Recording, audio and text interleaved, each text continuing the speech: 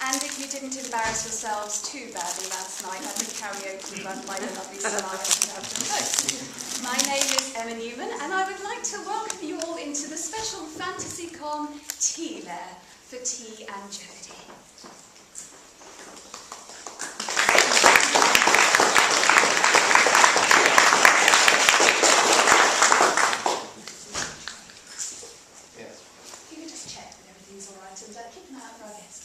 Very good, Mum. It is so lovely that you could join us. Is everybody as comfortable as is possible to be? It is a little warm in here, I'm afraid. If anyone does feel an attack of the vapours coming on, there is a window over there and a door over there. Don't ask me what to do, because I haven't the faintest idea. I'm sorry to disturb you, Mum, but your guest has arrived. Mr. Toby Whithouse. Oh, splendid. Let's see his calling card. There's a motif on here of what looks like a man lying down. Mr. Whithouse isn't lazy, is he? He was upright when I met him, Mum. Oh, that's a relief, at least. Toby Whithouse, young, gifted and black. Marvellous. Do show me.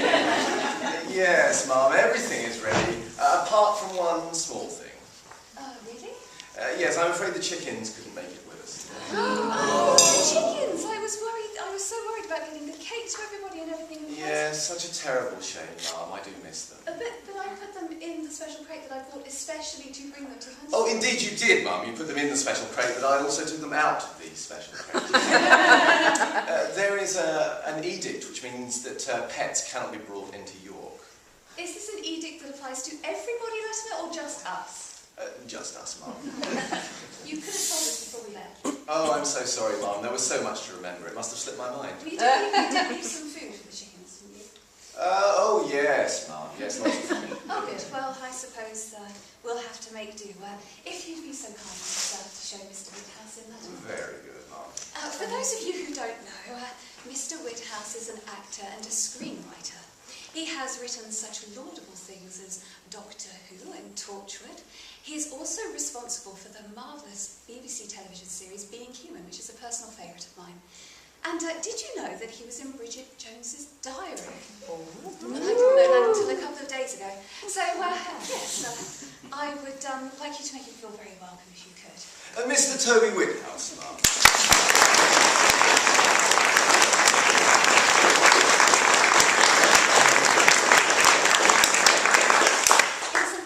Pleasure to have you here, Mr. Whithouse. May I call you Toby? Yes. Oh, yeah.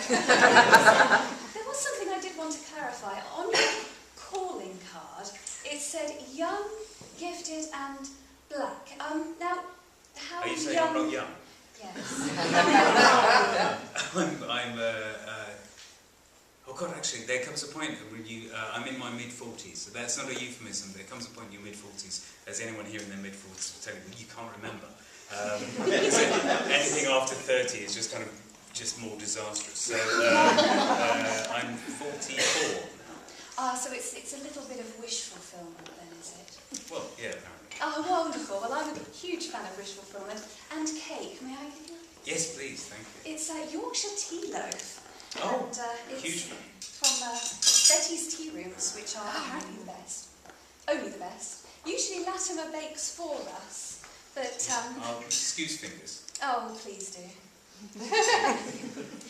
And would you like milk with your tea? Yes, please. Thank do you take sugar? This must be fascinating. It's a little tradition of ours. Do you take sugar? Can I have a little more milk? Yes, you can have a little more milk. We can stretch this out for the hour. I would like a little more milk, but I'm afraid that something has got into the milk jug. That isn't the peril. That's great, thank you. And do you take sugar? I do, yeah. I'm dragging this out. Well, perhaps you could help yourself to the sugar whilst... Thank you, yes, otherwise, yes. Otherwise Oh, look, we've ran out of time. So, when I invited you to take tea with us today, I asked you to bring a curio with you. Yes. Did you bring one? Okay, well, yes. Now, the thing is that for reasons that are way too boring to go into, I'm not actually... me and my family are not in my house at the moment. We're in a different house. And so, consequently, all of my kind of things and toys are not near me. But I was kind of thinking, well, what is an interesting thing to bring? And I suppose in terms of an interesting thing, you have to think about something that perhaps goes against an assumption about me, or something that seems a little out of character. And it's something I have with me at all times, and that is this monstrous tattoo. Oh, heavens, a tattoo. That I have. This is one of a series of 2 tattoos, the other being a huge one here, which would involve disrobing and...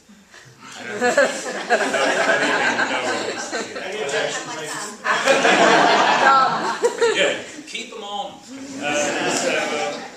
So this is my huge tattoo that is a 2-headed dragon. It was this was the first one I had. This is if you can picture the scene. This is a huge Chinese influenced dragon, and I had a kind of bucket list of things I wanted to do when I approached probably my first midlife crisis, and it was to be a stand-up, do stand-up, and to get a tattoo. And after that, it was get a ponytail and a Ferrari, and so I got this one, and then I suddenly thought as soon as I had this one, I thought I love tattoos, and so the thing about tattoos, people here got tattoos. I imagine. Yeah, of course you have your Fantasycons. And I don't know if you found this, but it takes a long time to work out what the tattoo is going to be. You know what I mean? It's a very sort of natural thing that because it was about sort of 5-6 years between tattoos, and the second one came when I lit upon the design I wanted, and it took that long to find it. And so anyway, so I was looking through designs of dragons, and found this one, which is a Renaissance engraving. And I showed it to the tattooist, and she was this European lady, and she said, "Yes, it's nice. I do it differently. I do it as a man. I do it as a creature on a man." And I didn't really get much say in the matter. And so there we are. And I must admit that I had that awful, horrible moment of when it was finished, looking at it, thinking, I hate it. And then, and actually now it's grown on me. Now it's grown. So that's there we are. That's my curio, I suppose, to bring in a piece of the Berlin Wall or a banjo. There we are. Wonderful. So I understand that you're an actor who then became a screenwriter. Is that right? Yes. And my acting career was going so brilliantly. Enough of this fame and fortune. Now, could it be that your career perhaps wasn't doing as you wished because of the poor quality of the scripts, and so you took it upon yourself to write better scripts yourself? Or was it just a whim? It would be really arrogant of me to say that it's because of the bad quality of scripts, but that is exactly why I did it.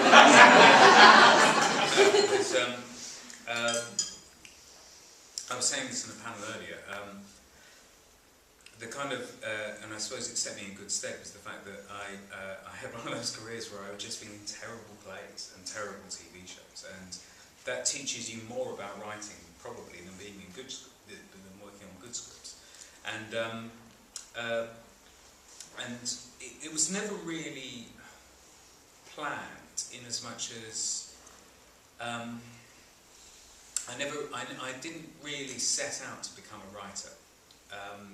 I needed to do something. I needed to create something. I needed to kind of apply my brain to something, because I was just getting so bored and morose and fed up, and I just needed to kind of create something. And so and this was while I was an actor, and having just spent so many years of my 20s just lying on my sofa watching Simpsons reruns, waiting for the phone to ring, and I just thought, I have to do something. So, but I'd never written anything in my life, and I came up with an idea for a joke, and so I wrote the joke down, and then this joke kind of expanded in two directions, so that you have there was a feed line and a punchline, and then there was a kind of line before the feed line and a line after the punchline, and so on. And it kind of expanded into a scene. Just me kind of doing the kind of literary version of doodling, just doing something, just putting words together, seemed like that, and it expanded into a scene. And then it became characters, and then these characters became brothers, and then then there was a second scene, and so on.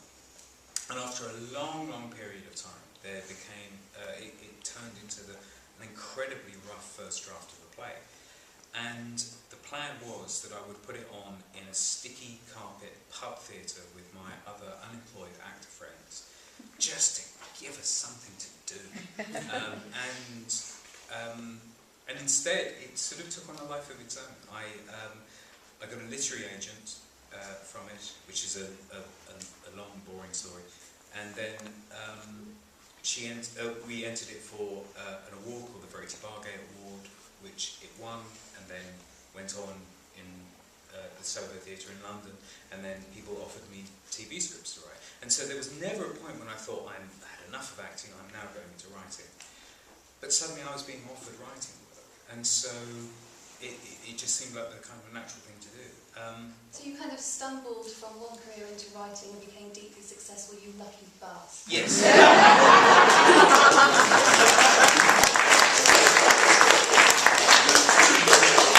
I mean that in the nicest, most polite way. I'm taking it in that spirit. I'm so pleased. So if you could write the perfect role for yourself as an actor, what would you write? Someone thin. Employing CGI? No.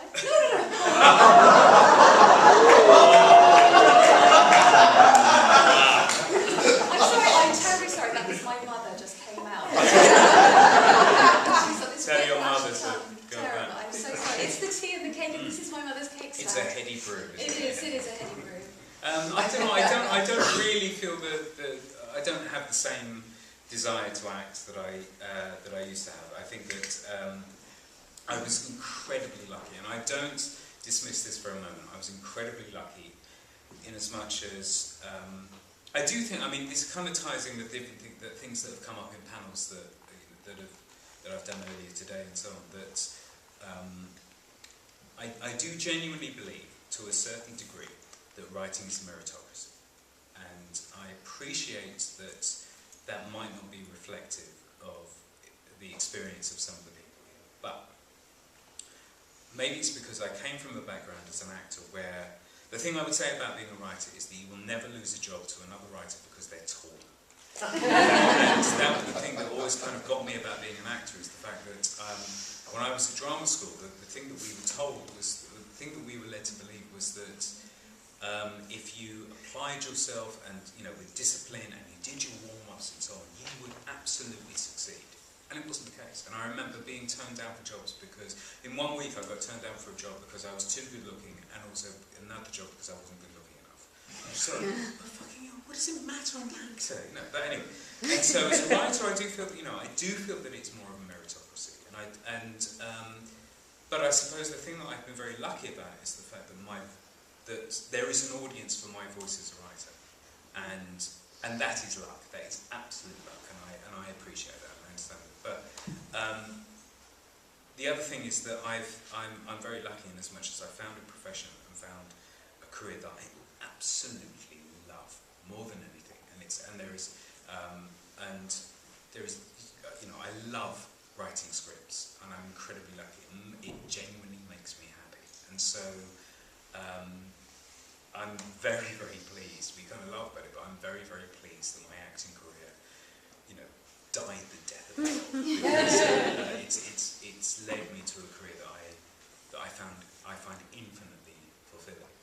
But as you say that ended your life as an actor, but how much of your experience and training as an actor do you bring in to the script writing? Does it influence it? Do you fall back on the training you had as an actor when you're writing scenes? Is it easier to visualise, perhaps? Or I think that I don't think that my background as an actor helps me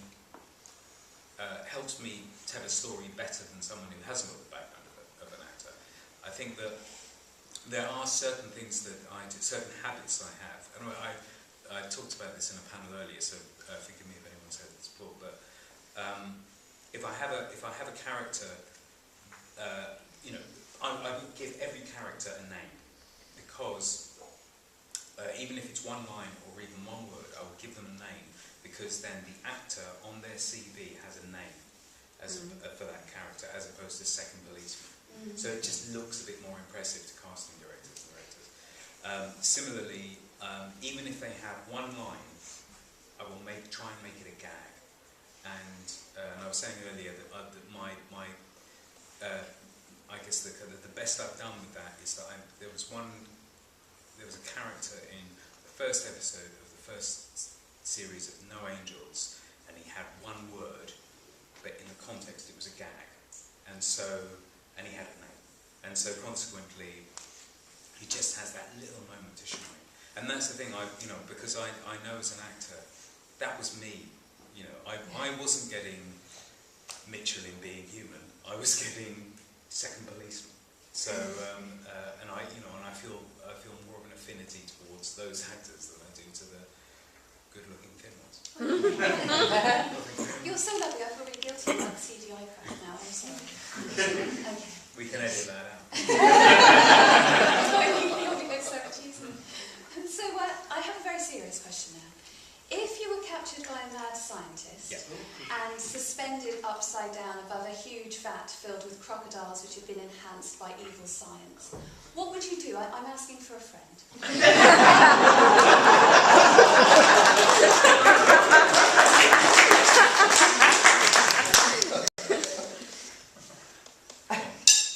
What?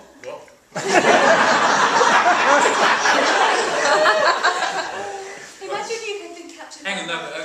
There has to be a process to this, in as much as have I been hung there in order to extract information, or am I going to be gently lowered into the thing? Gently lowered, purely for the enjoyment of the mad scientist, because he's mad.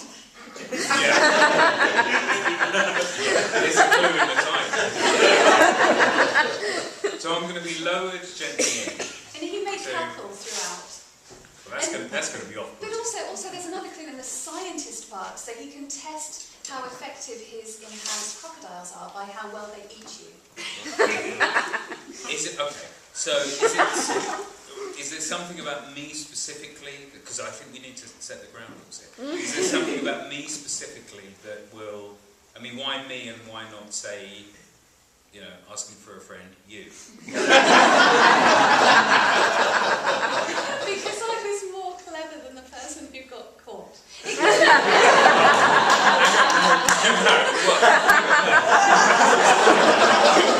Because we are talking about a theoretical technique. So I've been theoretical. Yes. Somehow you have theoretically escaped. And I have somehow theoretically been caught. So I think we need some background. Well, yes, you see, it all started, I was just in Hemel Hempstead just the other day. We went to a tea shop, and it was a very, very strange tea shop.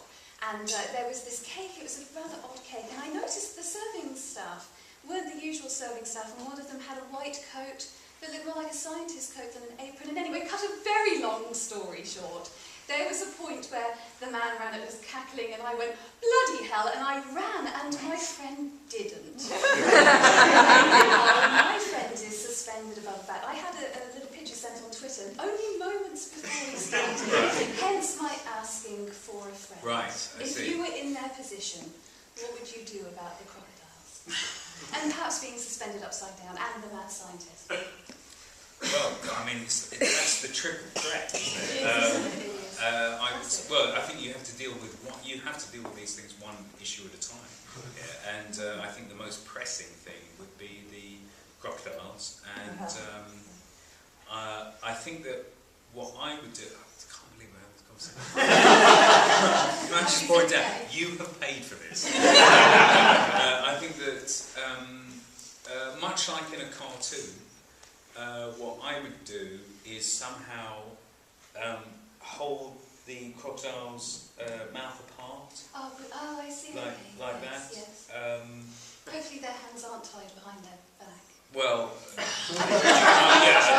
You can't go changing the rules. No, well, I couldn't tell from the picture, but yes, so you would hold That's the what I would do, apart. and then until, I don't know, one of us died of old age. Latimer, would you be a dear and tweet that to my friend? Thank you. Very good, Mum. Thank you.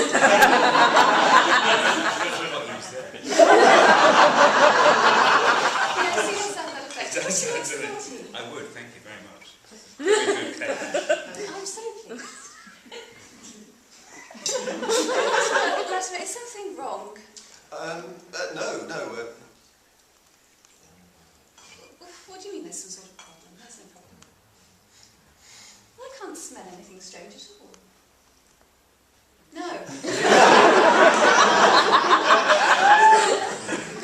You're sure there isn't anything we should worry about? No, the milk's fine. You're just being paranoid, Latimer. Everything's all right. Very good, Mum. I'm so sorry. He's been on edge ever since we entered the city. So, my next question is one from a friend on the Twitters. When I invite somebody into the tea there, I like to ask my friends online if they had a question that they would like to ask you if they were here. And in fact, the person who asked is actually here in person, a lovely chap called Hisham. And he would like to know that if you had to run away from a zombie horde, how would you Just ensure like your guilty. survival? Asking for a friend. That's in High Wycombe, I believe, the zombie outbreak, yes. It's a very dangerous area. Well, seeing as you're here, I can, again, I'm sorry, I need clarification on these expressions. Oh, you can tell us. So, are we talking George Romero zombies or 28 Days Later zombies? I believe these particular types of zombies run in packs, but they are very fast on their feet. So, kind of. And hungry. Yeah, very hungry. Right, okay, well that puts a completely different direction on this. Can they, how good are they at, say, climbing, for example, a ladder? I'm not entirely sure, but I'm sure if we asked the mad scientist, he may have been responsible for them, so I'm sure he might have some answers. Okay. Well, let's go on the assumption that they can't climb a ladder. I would climb a ladder. And would you stay at the top of the ladder until they just gradually... Because they must starve eventually, that's the thing that bothers me. I think the thing is, no, I would imagine that I would starve. Exploring your plan, Well, maybe the ladder, well, hang on. I would imagine this ladder leads, unless it's like just a ladder. When have you ever seen a ladder? It has to go somewhere. I would. Alright, okay, so in this scenario, the thing is, if we talk about zombies, and yet I feel as though I'm the one bending the rules by saying, well, the ladder is leading up to a building. So I'm imagining it's leading up to a building, and I'm now on the roof of the building. My mother would be so proud. I'm sorry, Latimer, have you put something in the tea again? No, Mum. Oh, do you feel alright? I'm fine for the moment.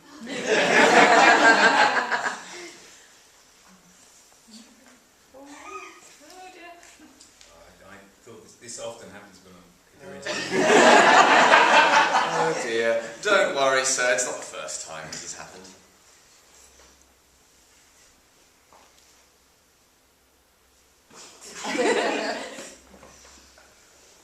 This doesn't happen on Ask Aspel. Latimer, Yes?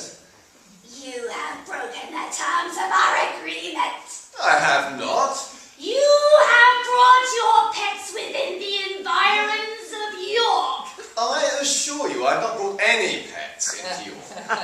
What do you call this foul thing that I am forced to inhabit? Well, I admit from an outside perspective, it may appear that she's a pet, but I assure you she isn't. Get your pets out of the environs of York, or there will be consequences.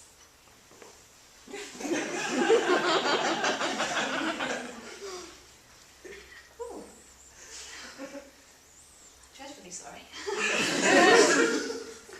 Did I just nod off? Yes, Mum, you have one of your little turns. Nothing to worry I'm about. so sorry, I didn't miss anything, did I? No. Oh yes, I understand.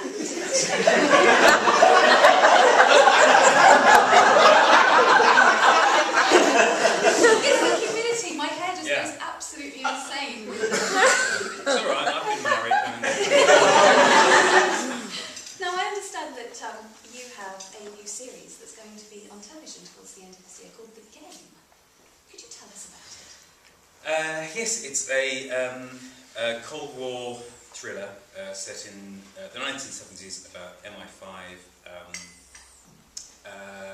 Oh no, that's kind of it. Yeah, it's a Cold War thriller about MI5 set in the 1970s. And there's no supernatural or anything? No, and I must admit it was very... there were moments when I thought I could just put in a robot here. Sure. But no, apparently they're quite strict about that. No, it is for me, it is a bit of a departure. It's a non-genre show. Although there are certain, I think that there are certain kind of echoes between this and Being Human. I think that I've talked about this in interviews before. That when I was growing up, and the comics and books, fantasy books that I really liked, the ones that really I felt a real connection with, were the ones that seemed to take place in our world, because I felt as though, and they would be about secret wars or secret something's going on specifically in our world, and the thing. So consequently, when I did Being Human, the rule we always had for all of the writers was that this can never spill into the real world, because the moment it does that, it stops being our world. And as I've talked about it before, I don't really, I don't need to tell you how much I love Doctor Who, and I'm a contributor to it and a fan of it and so on. But that exists in a different world. That exists in a world where the world knows about the presence of alien life forms and so on. And I felt that with Being Human, I was very strict about the rule that it had to take place in our world. And with the game, again, there was something about that I really liked, and in a way that we still have that kind of principle within the game, in as much as there is a secret war going on, and so somebody could be in a public place, and across a crowded room they see the person who is their enemy, and no one else knows about this war that's going on, and so it's something that could be taking place around us, and that always kind of appealed to my imagination and appealed to my kind of a kind of escapist thing that I had as a child, and so even though there's not a kind of supernatural or kind of genre element, I can still kind of see the sort of the echoes of Being Human and the echoes of all the kind of influences that I had. You haven't tucked something genre just in the background in one of the scenes, have you? Because I would be so tempted to do that. No, like they every now and then they'd say, "Toby, come on, is this a zombie?" Any zombies here? They'd say, "Take the zombie out." So no, sadly no. But series 2. Well, put in a incubator.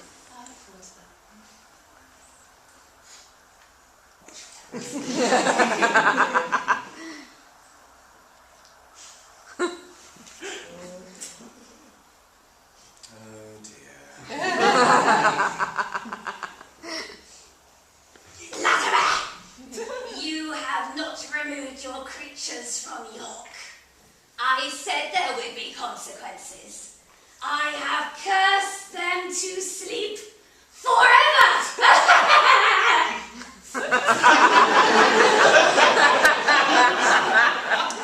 Excuse me, ladies and gentlemen, I need a phone call.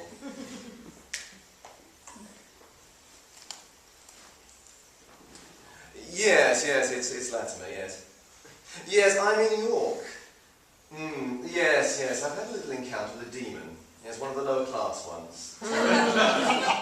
Yes. The thing is, they've used a sleep charm. I was wondering if you could do me a favour and get rid of it for me. You can? Oh, marvellous. A price, yes? Oh, yes. Hold the line, please. Ladies and gentlemen, I have a slight predicament. I might ask for your help with a little matter. You see, I have an associate who is willing to remove the sleep charm on our guests here, but in return they would like the chickens to sing a song for them. And unfortunately, the chickens aren't here. There aren't any of you here who might be willing to pretend to be chickens. Is there anyone that will be... some of you, maybe? Or perhaps all of you? Come Marvellous. Oh, I see some hands. They will thank you, I promise. So, has anyone any suggestions? I should say my associate is a fan of science fiction and fantasy. They're very discerning. Are there any well-known tunes that anyone might like us to do, you think might please my associate? Doctor Who theme. The Doctor Who theme. Yes, I have heard apparently there are some fans of this Doctor Who. Very good, very good. So, perhaps what I might suggest, this tune, I understand has two main parts. There's a sort of dubbity-dum bit, and then there's the sort of high-pitched wailing. I believe you're familiar. Perhaps if I could ask the people here on this side, if you could be the sort of dubbity-dums, and if you could wail. I'm sure they haven't heard Doctor Who, don't they? So, shall we? Is everyone ready? Is everyone... Yes. Yes. Did I not make it clear? Oh no, they're not interested in human singing. Human singing. No, you have to pretend to be chickens doing the Doctor Who tune. Thank you for making that clear. Yes. Oh, I couldn't have people actually sing. Oh no. All right. So perhaps then, are you ready, Dubbly Dums? All right, ready? I'm going to put the first. Here we go. 1, 2, 3, and.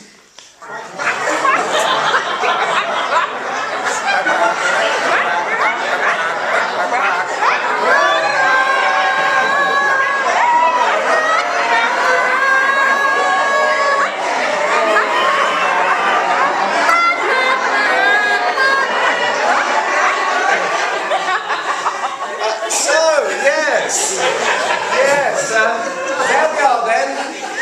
Price paid. All right. No, they're not sick. It's just the acoustics. Deal's good. Marvellous. Very good. I'm putting you on now.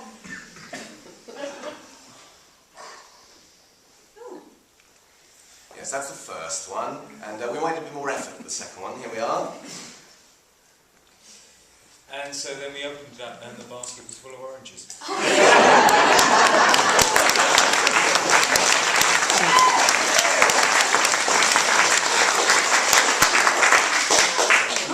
sure that was a thrilling story, Mr. Whithouse. I'm terribly sorry. I may have dozed off in the middle of it. I'm sure they got it.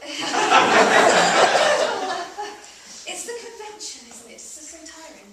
Well, let me just check. Well, I'm afraid that all of the tea has gone. So all that leaves for me to say is thank you so much for joining us in the tea lair, the tea and the cake, and whatever else may have occurred whilst I was on board. And that sounds strange. I just have to conclude that they're strange, and it makes life easier. But yes, I would like to thank you very much, and perhaps we will do this again in the future. Perhaps you could express your gratitude as Latimer.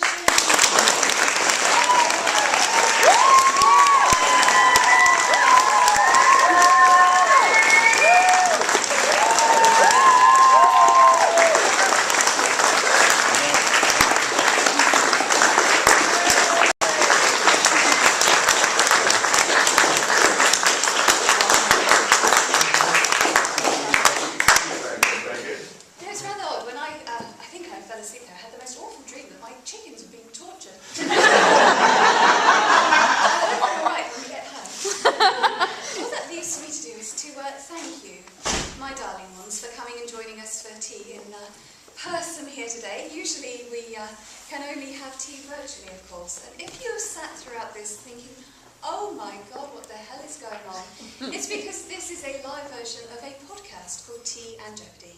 And if you would like to find other episodes, all you need to do is go to www.teaandjeopardy.com and you will be able to hear about the perils and exploits of other guests in our tea lairs. Well, now that Mr. Whithouse has left and we managed to make it through tea and cake without any peril, Latimer. Oh, I'm so relieved. I was beginning to think that there was something wrong with us. Oh, I'm so pleased. Well, perhaps you could find us another location for the tea lair next time, Latimer, preferably, well, not within the environs of York. I've done this city now.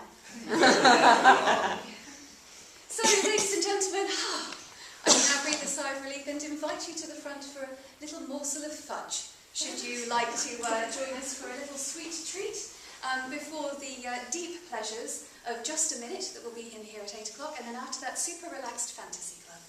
So if you fancy some fudge, it is not poisoned or laced with anything. I promise. In fact, I will have some which is not on a separate plate because it's not poisoned. Not that one, Mum, if you could take it. So please do come and have some fudge, and you have time to go and have a comfort break before Just a Minute, should you choose. And thank you.